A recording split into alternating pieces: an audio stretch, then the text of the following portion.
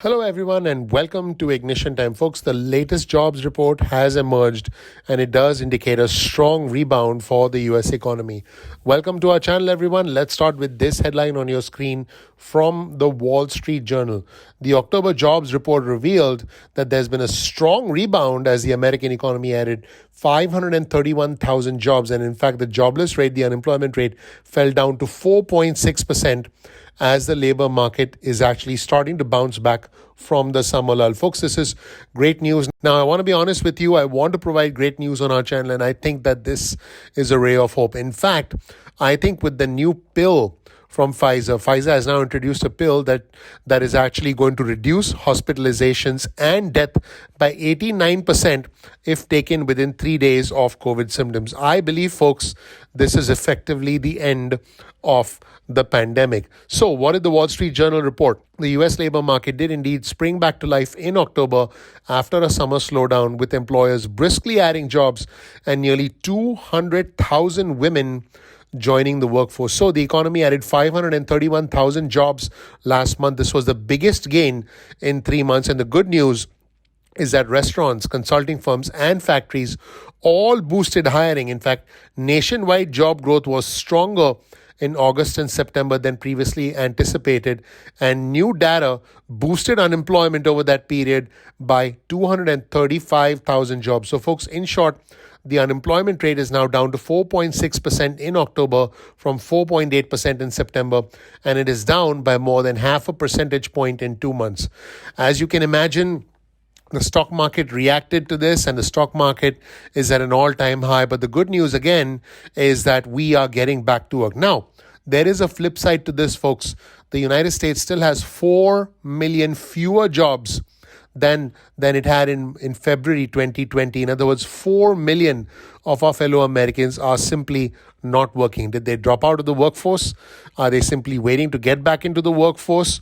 Or is this just a new beginning where many of our fellow Americans will essentially change their careers, change their jobs, potentially even start a new business? Well, folks, we don't know yet, but I can tell you this much, that the pre-pandemic unemployment rate was 3.5% and we are now at 4.6%. The bottom line is that the American economy is rebounding from the Delta variant, which, by the way, was a highly contagious strain of COVID.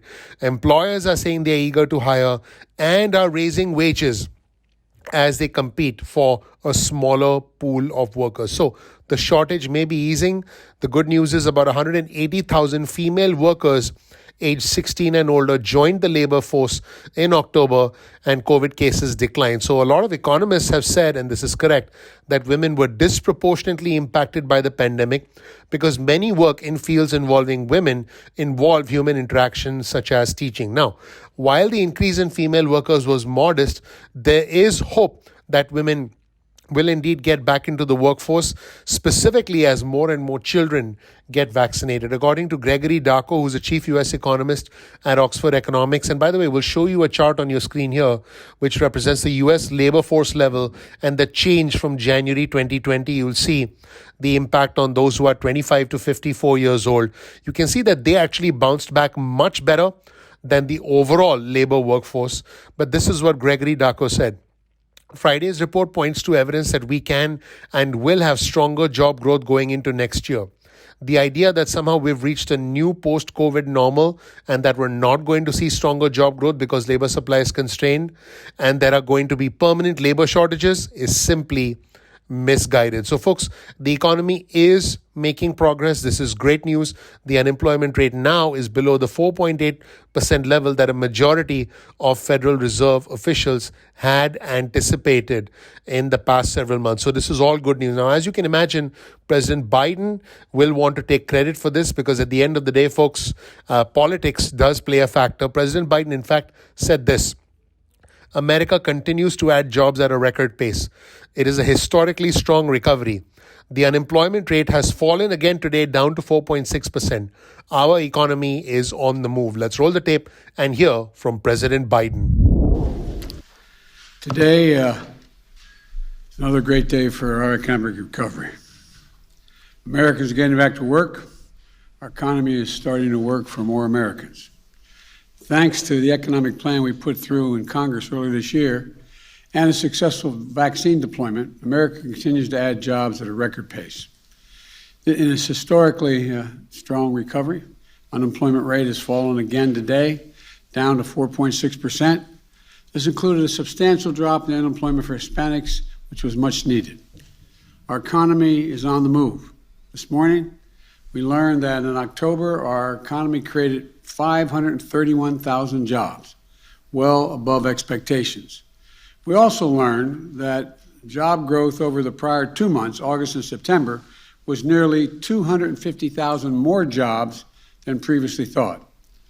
In total, the job creation in the first full 9 months of my administration is about 5.6 million new jobs, a record for any new president. That's a monthly average of over 60,000 new jobs each month, 10 times more than the job creation at 3 months before I took office. Let's take a look at another segment from President Biden.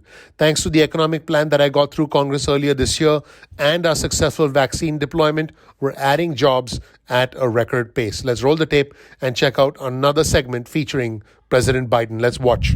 Thanks to the economic plan we put through in Congress earlier this year and a successful vaccine deployment, America continues to add jobs at a record pace. In this historically strong recovery, unemployment rate has fallen again today, down to 4.6%. This included a substantial drop in unemployment for Hispanics, which was much needed. Our economy is on the move. This morning, we learned that in October, our economy created 531,000 jobs, well above expectations.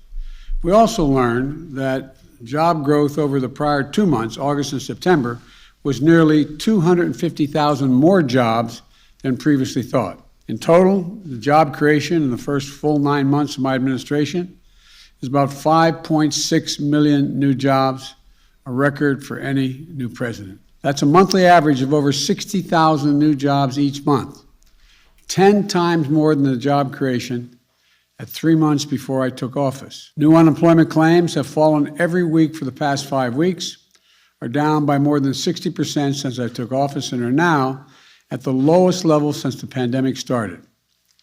And people continue to move from unemployment rolls to work. Not only are more Americans working Americans are seeing their paychecks go up. Weekly pay went up in October, with an average hourly earnings up almost 5% this year. So, folks, that was President Biden. I want you to know that we as a country have suffered significantly. And I think that at the end of the day, the Federal Reserve came through. And I think government, as imperfect as it is, has tried to bring us back on track. Now, there is a problem, though. Higher wages could lead to higher inflation if companies raise prices to collect the extra money that households are bringing in. The average hourly wage for private sector workers rose by 0.4% in October from a month earlier and 4.9% compared to a year ago. In the 15 years prior to the pandemic, wages grew an average 2.5% a year. Let's take a look at another chart on your screen which shows you the civilian labor force participation rate. You can see that men aged 20 and above are now getting back to work. Hispanic individuals, Asian individuals are getting back to work. And at the bottom, you'll see women aged 20 years and above are finally getting back to work. Here's another chart on your screen.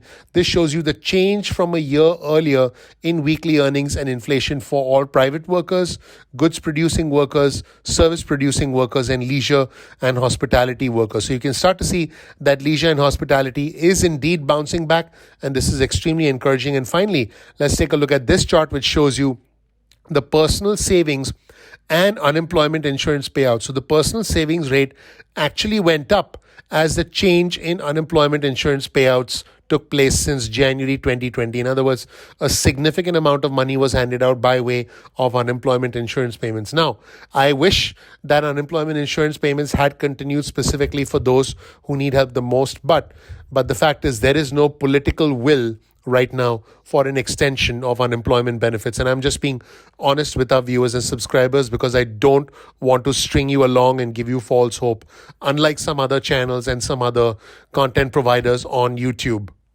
So, folks, what's the bottom line? Employers are entering a very crucial period now with the holiday season coming up and consumers spending more freely. Retail and leisure and hospitality industries say they need to ramp up hiring to meet demand. Job growth is expected to remain steady throughout the rest of the year because of the fact that Delta cases have declined. Employers are desperate to hire. They're trying to meet demand from consumers who are ready to spend money, and they are paying higher wages. They're offering bonuses, offering more flexible hours, and households are now starting to spend money in large part because of the federal stimulus and the unemployment benefits. Here's a quote from Sarah House, who's a senior economist at Wells Fargo. People are having to change industries, change careers, so that slows down the pace of recovery. At the same time, you still have ongoing constraints. And then the ongoing constraints are workers' persistent fears about getting sick and a lack of affordable childcare that is preventing many parents from returning to their old jobs. Let me know what you think in the comment section below. Please click like, please click subscribe, please enable notifications. Thank you so much for watching. I appreciate you. Please also check out my Twitter feed. My Twitter handle is ignition_time. That's ignition_time. Thank you so much for watching. I'm looking forward to seeing you in the next episode of Ignition Time. Take care. Bye.